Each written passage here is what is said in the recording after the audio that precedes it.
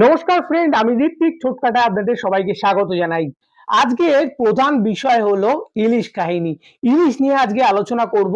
এই যে বাংলাদেশ এবং ভারতের মধ্যে ইলিশ নিয়ে কিন্তু খুবই একটা উত্তেজনা রয়েছে এবং এই সোশ্যাল মিডিয়ায় কিন্তু ইলিশ নিয়ে ঝড় বয়ে চলেছে। আজকে সেই সব বিষয় নিয়ে আলোচনা করব এবং তার মধ্যে মেন যে বিষয়টা রয়েছে পদ্মার ইলিশ নিয়ে সতর্কবার্তা আমি দিচ্ছি। কেন দিচ্ছি, কি কারণে দিচ্ছি, আজকে এই নিয়ে আলোচনা হবে। তার আগে বলবো ভিডিওটিকে কিন্তু একদমই স্কিপ করবেন না, আর ভিডিওটি ভালো লাগলে শেয়ার করবেন, আর আপনাদের কাছে রিকোয়েস্ট অবশ্যই আমাদের চ্যানেলটিকে সাবস্ক্রাইব করবেন, কারণ এর পরে যাতে সুন্দর সুন্দর ভিডিও আপনাদের জন্য আনতে পারি। তো বিষয় ফিরে আসি। তো এই ইলিশ ইলিশ মানেই বাঙালিদের কাছে একটা ইমোশন। সেটা ওপার বাংলা হতে পারে, এপার বাংলা হতে পারে। আর পদ্মার ইলিশ মানে তো কোনো কথাই নেই। মানে ওয়ার্ল্ডের মধ্যে সব থেকে সুস্বাদু যদি ইলিশ থাকে সেটা হলো পদ্মার ইলিশ। সেই পদ্মার ইলিশের দিকে সবার কিন্তু একটা ভালোবাসা জড়িয়ে রয়েছে। তো সেই পদ্মার ইলিশ নিয়ে কেন আমি সতর্ক বার্তা দিচ্ছি, রিসেন্ট আপনারা শুনেছেন যে বাংলাদেশ গভর্নমেন্ট থেকে কিন্তু পারমিশন দিয়েছে ইন্ডিয়াতে পুজোর সময় ৩,০০০ টন আসবে। তো প্রতি বছর কিন্তু বাংলাদেশ থেকে পারমিশন হয় যে এদেশে ইলিশ আসবে, এবং সেই ইলিশ আসেও এবছরের শুরুতে কিন্তু মানে এবছরে মানে পুজোর মানে এখন যে সময় আমি ভিডিওটা করছি তার ১ মাস মতো আগে কমেন্টস করা হয়েছিল বাংলাদেশ সরকার থেকে যে এবছরের পুজোর সময় কোনো ইলিশ ভারতবর্ষে যাচ্ছে না। তো সেই নিয়ে কিন্তু সোশ্যাল মিডিয়ায় খুব ঝড় পড়ে গেছিল। তার মধ্যে আবার একটা নতুন ঝড় চলে এলো যে বাংলাদেশ সরকার থেকে পারমিশন দিয়েছে ৩,০০০ টন ইন্ডিয়াতে ঢুকবে পদ্মার ইলিশ। তো হুট করে কেন এরকম চেঞ্জ এলো, আজকে সেই সব বিষয় নিয়ে আমি আলোচনা করছি। দেখুন, এইসব বিষয় নিয়ে খুবই একটা তর্ক বিতর্ক ঝড় চলছে যে ভারত পাচ্ছে না তাই বাংলাদেশ দয়া করেছে, আর বাংলাদেশ বিক্রি করতে পারছে না তাই ইন্ডিয়া সেই ইলিশ নিচ্ছে। হ্যাঁ, তো এই নিয়ে অনেক রকম চলছে। দেখুন, বাংলাদেশি ইলিশ ইন্ডিয়াতে আসছে মানে বিনা পয়সায় কখনো আসেনি আজ পর্যন্ত। যা এসছে দামের বিনিময়ে এসছে। এর আগের বছর থেকে মানে আগের বছর পর্যন্ত যা যা ইলিশ আসছে কোনো মাছ কিন্তু ফ্রিতে আসেনি। দাম দিয়েই কিন্তু কিনেছে ইন্ডিয়া এবং দাম দিয়েই বিক্রি করেছে বাংলাদেশ। এই যে বিক্রি করছে সেটা কিন্তু মৎস্য ব্যবসায়ীরা যেটা বাংলাদেশে বিক্রি করছে তাতে তাদেরও মুনাফা হচ্ছে, এবং আমাদের দেশের ব্যবসায়ীরা যারা ইলিশ কিনে বাজারে তারা বিক্রি করে দিচ্ছে তারাও কিন্তু মুনাফা অর্জন করছে। তো প্রতিবেশী দেশ থাকলে একটা ব্যবসায়িক লেনদেন তো সবসময় থাকবেই, ব্যবসায়ীরা লাভ করবেই। তো সেই সব আমি তর্ক বিতর্কে যাব না। আমি মেন যে বিষয়টা যে পদ্মার ইলিশ এখানে আসছে কেন সতর্ক বার্তা দিচ্ছি। দেখুন, রিসেন্ট আপনারা শুনেছেন যে বিদ্যুৎ নিয়ে একটা বিশাল বড় বাংলাদেশে হইচই চলছে, যে বিদ্যুৎ সংকট দেখা দিয়েছে বাংলাদেশে। কারণ এই যে রিসেন্ট যে একটা সরকার চেঞ্জ হয়েছে সেই সরকার চেঞ্জের মধ্যে একটা বড় স্লোগান উঠে এসেছে যে ভারত বয়কট। কারণটা ওদের কাছে ঠিক না ঠিক লাগুক আমি এইসব বিষয় নিয়ে যাচ্ছি না। যে ভারত বয়কটের জন্য যে ভারতীয় যে কোম্পানি ছিল, তো এই বাংলাদেশে বিদ্যুৎ উৎপন্নের জন্য আমাদের ইন্ডিয়ার দুটো কোম্পানি রয়েছে, আদানি গ্রুপ এবং রিলায়েন্স গ্রুপ। বিদ্যুৎ উৎপাদনের জন্য এই দুটো কোম্পানি কিন্তু বাংলাদেশে কাজ করছে। তো যেহেতু তারা ভারতীয় কোম্পানি, সেই জন্য যেহেতু ভারত বয়কট চলছে তাই জন্য তারা বাধ্য হয়ে কাজ বিরতি রাখতে বাধ্য হয়েছে, এবং ওখানে যারা কর্মচারীরা ছিল তারা এখানকার এক্সপিরিয়েন্স কর্মচারীরা ছিল, তারা গিয়ে ওখানে বিদ্যুৎ প্রকল্পের জন্য কাজ করছিল। তো রিসেন্ট সবাই ফিরে এসছে এবং কাজ টোটালি বন্ধ রয়েছে। তার জন্য বাংলাদেশে বিদ্যুৎ সমস্যার একটা দেখা দিয়েছে।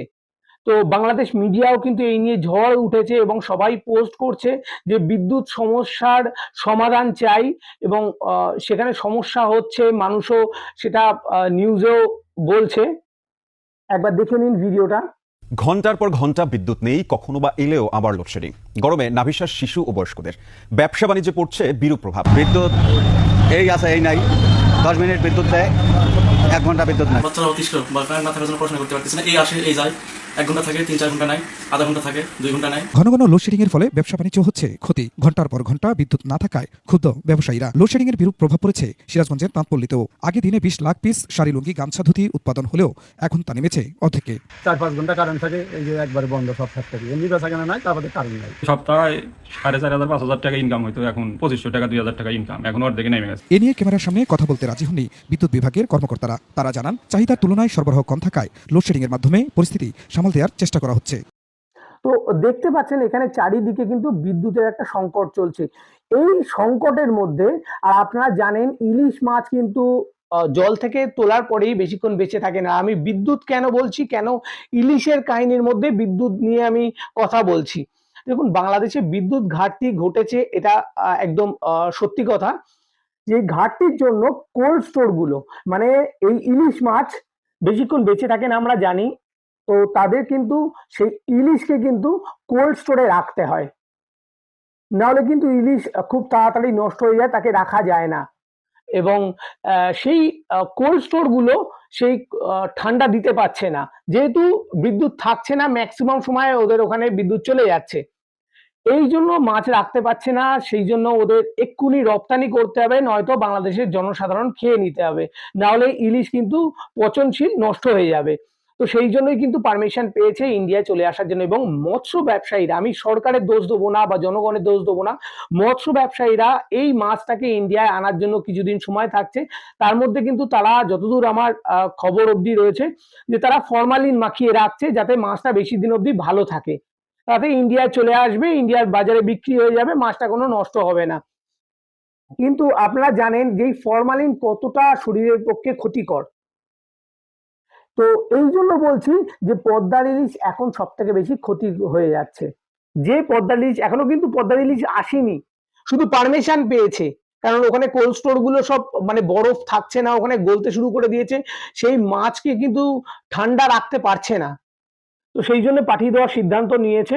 তো এতে কি হচ্ছে, বাংলাদেশে জনসাধারণ কিন্তু এর জন্য ইলিশ কম দামে পাচ্ছে না, কারণ তারা কোল্ড স্টোরে রেখে দিচ্ছে, বাজারে কিন্তু সেই অনুপাতে মৎস্য ব্যবসায়ীরা ছাড়ছে না। আর আমাদের এই যে মিডিয়ায় বলা হচ্ছে, আমি অনেক ছোটখাটো মিডিয়ায় এইসব দেখতে পাচ্ছি, সোশ্যাল মিডিয়ায়, যে এখানে নাকি 5,000 টাকা কেজি বিক্রি হচ্ছে, 4,000 টাকা, কেউ 4,200 টাকা, যে যা পারছে বলে দিচ্ছে। একদমই মিথ্যে কথা, একদম ভুল কথা, শুধু নয়, এটা মিথ্যে কথা।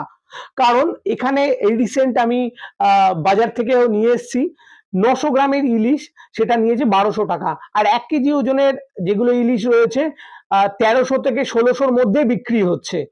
আজকে এই বড়টা কত করে বিক্রি হচ্ছে? মাত্র 16 টাকা কিলো। 1600 টাকা। এটা কোথার মাছ আছে? ডায়মন্ড আপনার মাছ। ডায়মন্ড হাবড়া, দীঘার মাছ, তাই তো? না না, ডায়মন্ডের মাছ, এটা রায়দিঘির মাছ। রায়দিঘির মাছ 1600 টাকা কিলো। 1600 টাকা কিলো মোটে। 350 টাকা রেট আমরাও বেচছি। এই যে নামখানা ইলিশ, এই যে নামখানা ইলিশ, এই যে দেখেন অনেক চেহারা নামখানা ইলিশ, এই যে যেমনি তার দেখতে চেহারা, দেখলেই মন ভরে যাবে, ধরলে নির্দিষ্ট করবে, সেই জিনিসে দেখলেই মন ভরে যাবে, ধরলে নির্দিষ্ট করবে।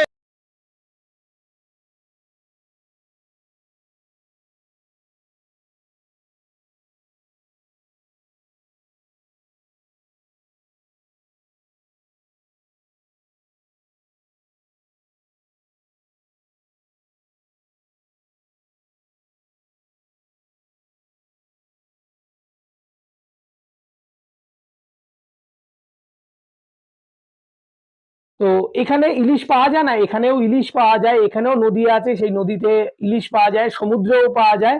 এবং নদীর ইলিশগুলো এই সময় সব থেকে বেশি টেস্ট হয়। যেমন ওখানে পদ্মা নদী রয়েছে, আমাদের এখানে হুগলি নদী রয়েছে, এই হুগলি নদীতেও কিন্তু ইলিশ মাছের টেস্ট হয়। তবে পদ্মার মতো যদিও হয় না, পদ্মার একটা ইমোশন জড়িয়ে রয়েছে বাঙালিদের মধ্যে। এবং বাঙালিরা যে ইলিশ থেকে এপার বাংলার যে বঞ্চিত হচ্ছে তা একদমই না, ইলিশ খেতে পাচ্ছে, কিন্তু পদ্মার ইলিশ পাচ্ছে না। কিন্তু এই সময় পদ্মার ইলিশ কেন বারণ করছি, আমি সেটা বললামই, যে ফরমালিন মাখিয়ে রাখছে। এই ফরমালিনটা কিন্তু সব থেকে ক্ষতিকর, যেটা আগেও আমি বলছি। এবং যদি সেই ইলিশ আমরা আটকাতে পারি, আমরা এখান থেকে বলবো আমাদের পদ্মার ইলিশ, মানে একদম গ্রাউন্ড লেভেল থেকে এটা শুরু করতে হবে, বাংলাদেশেও তাই, আমাদের এখানেও তাই, যে আমরা পদ্মার ইলিশ খাবো না। আর ওরা মানে যারা আপনারা বাংলাদেশ থেকে দেখছেন, তারা আপনারা বলবেন যে আমরা ইলিশ ভারতে পাঠাতে চাই না, কোনোভাবে যেন ভারতে না যায়। তাতে উপকার কি হবে, আমরা ফরমালিন মাখানো পদ্মার ইলিশ পেলাম না, আমাদের শরীর সুস্থ থাকলো। আর আপনারা সেই ইলিশ কিন্তু ওরা ফরমালিন মাখিয়ে তাহলে ভারতে পাঠাচ্ছে না, যখন সেই ইলিশটা কিন্তু বাংলাদেশে বাজারে ছেড়ে দিতে হবে। তো বাজারে একবারে ছেড়ে দিলেই কিন্তু মার্কেট রেট অনেক কমে যাবে, সেক্ষেত্রে কিন্তু আপনারাও ইলিশ পাবেন অনেক কম দামে। সেই জন্য আমাদের এবছরে কোনো ইলিশ দরকার নেই। আর আগের বছর থেকে এবছরেও কিন্তু পদ্মার ইলিশ উৎপন্ন কম হয়েছে বাংলাদেশে। তো সেদিক দিয়ে থাক না বাংলাদেশে এবছর, যাতে ক্ষতি না হয় এবং বাংলাদেশের মানুষও যাতে কমে ইলিশ পায়, সেটাও আমরা চাইবো না কেন? আমাদের প্রতিবেশী দেশ, এবং এই যে হিংসা চলছে, এই যে মিথ্যে প্রচার চলছে, এগুলো বন্ধ হোক। আমি বলবো একটা প্রতিবেশী দেশ যখনই ভালোভাবে থাকবে, তো বাইরের দেশ কিন্তু এর সুযোগ নেবে না। তো আমি বলবো যে এই পদ্মার ইলিশকে আপনারাও পাঠাতে যাতে ইন্ডিয়ায় না আসে, সেই জন্য আপনারাও বাধা দিন, এবং আমরাও এখান থেকে চেষ্টা করব যাতে পদ্মার ইলিশ এখানে না ঢোকে। সেই জন্য আমরাও বলবো যে পদ্মার ইলিশ আমাদের দরকার নেই, আমরা যা ইলিশ আছে ওই ইলিশই চলুক। এবং বেসিক্যালি আপনারা জানেন এই ইলিশটা ম্যাক্সিমাম বাঙালিরাই খায়, এবং বাইরের যে দেশ বলবেন সেখানে কিন্তু ওই কাঁটাযুক্ত মাছ বলে সেদিকে অনেক প্রচলন কম রয়েছে। বেসিক্যালি কিন্তু সব থেকে আমরা বাঙালিরাই এই ইলিশটাকে পছন্দ করি, কিন্তু ইলিশে যদি থাকে ফরমালিন তাহলে সব থেকে বেশি ক্ষতি করবে। তো এটা আমরা সবাই মিলে চেষ্টা করি, বাংলাদেশ থেকে যারা দেখছেন যেসব ভাইরা, তারাও কিন্তু এই জিনিসটাকে অবশ্যই সমর্থন করবেন। আপনারাও চেষ্টা করুন, আমরাও চেষ্টা করছি। তাহলে আজকের ভিডিও কিন্তু এই পর্যন্তই। ভালো থাকবেন, সুস্থ থাকবেন, নমস্কার।